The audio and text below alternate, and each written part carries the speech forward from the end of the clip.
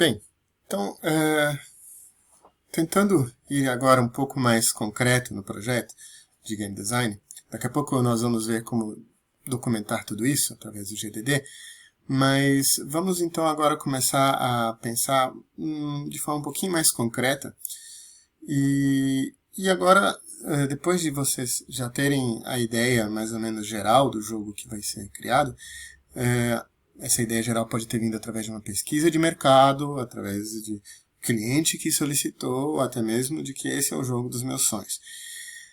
Bem, nós vamos, na sequência, começar a pensar alguns tópicos muito importantes que vão ditar toda essa parte conceitual. Primeiro, nós vamos pensar qual a tecnologia que vai ser usada para o meu jogo. Não a tecnologia assim, vou usar C#, vou usar 3D Studio Max ou Maya, não sei. Isso depois. Mas agora a tecnologia no sentido de plataforma. Ele vai ser realidade virtual, ele vai ser um jogo para mobile, ele vai ser um jogo de PC, ele vai ser um jogo de console, ele vai ser um board game, ou até mesmo um card game, não sei. Então, essa resposta é muito importante. Isso vai dar bastantes direções em tudo que vem pela frente. Depois, nós temos que pensar num dos elementos mais importantes do jogo, a mecânica. Qual é a mecânica do meu jogo? Essa mecânica vai ter que ser descrita bem cuidadosamente. Essa mecânica, ela, de certa forma, vai dizer como vai ser o estilo desse jogo. E, como é sabido, na verdade, poucas pessoas criam assim, uma mecânica completamente nova que não existia e tudo mais. Pode até ser. E se você tiver uma ideia de uma mecânica nunca antes pensada, guarde as 7 chaves, porque você pode ganhar bastante dinheiro com isso. Mas a maioria das vezes as mecânicas vão se basear em mecânicas pré-existentes. Então o meu jogo vai ser um estilo de corrida de carro, vai ser um jogo de plataforma, vai ser um RPG, um Endless Runner, vai ser um First Person Shooter, enfim. Nós vamos depois falar um pouquinho sobre todos os tipos de mecânicas existentes, mas eu tenho que saber enquadrar qual é a mecânica que rege o meu jogo. Nós podemos ter mecânicas que combinam outras mecânicas, mas normalmente nós vamos ter uma mecânica básica, uma mecânica principal que vai guiar todo o processo do jogo. Depois podemos pensar na história. Como eu disse, propositalmente eu coloquei a história depois da mecânica, porque num jogo o que importa mais é aquilo que você faz. Você é o protagonista, então é a ação, são as regras que vão ser colocadas para fazer. Isso vem antes da história que está sendo contada ali. A história é muito importante, mas ela serve para fundamentar mais essa mecânica, para dar motivos para a gente estar fazendo algum tipo de ação dentro do jogo e tudo mais.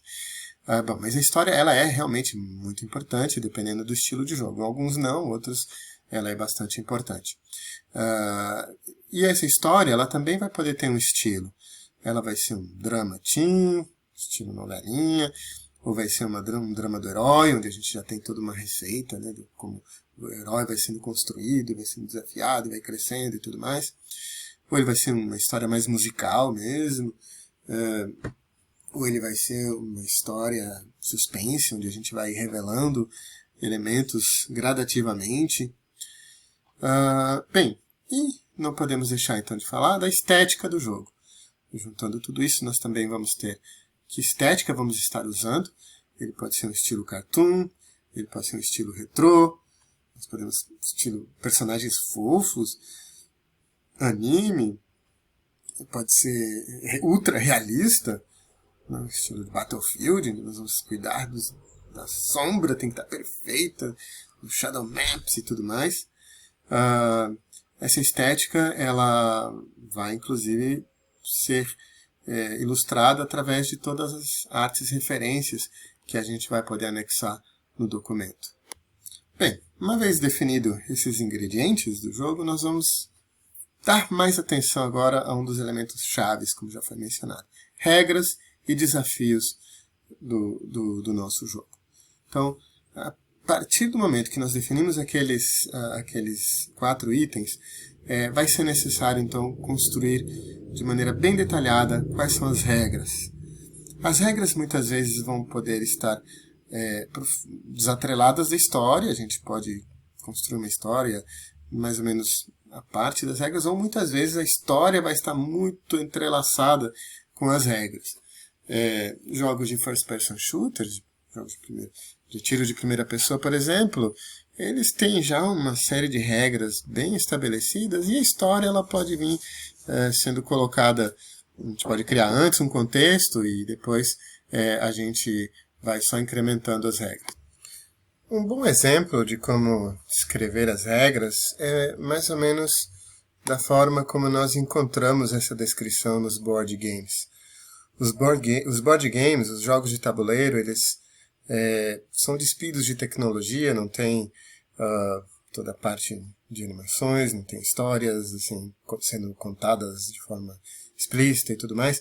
Então, eles são muito apegados às regras. Assim, quando a gente vai ler um jogo de tabuleiro, a primeira coisa que a gente vai lá é realmente tentar entender aquele texto com regras, ou aquele vídeo que vai explicar e tudo mais.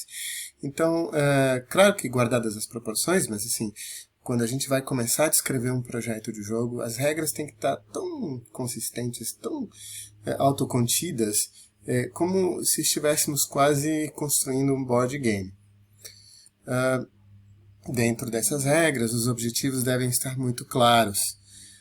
Provavelmente muitos de vocês já se depararam com jogos que vocês não gostaram, que se sentiram um pouco insatisfeitos, no momento que a descrição das regras não está clara, o que eu tenho que fazer, não entendi muito bem, qual é o meu objetivo, afinal de contas, e tudo mais. Então, os objetivos eles têm que estar bem explícitos, e esses objetivos, junto com as regras, vão estar descrevendo também quais são esses desafios. Os desafios têm que ser claros. Se a gente não precisa dizer assim, os desafios do jogo são esses. Não é necessário. Mas ao ler aquele documento, o game designer ele precisa deixar claro, precisa para toda a equipe de desenvolvimento e para todas as pessoas que vão entender aquele documento, quais são os desafios que estão sendo colocados para o jogo.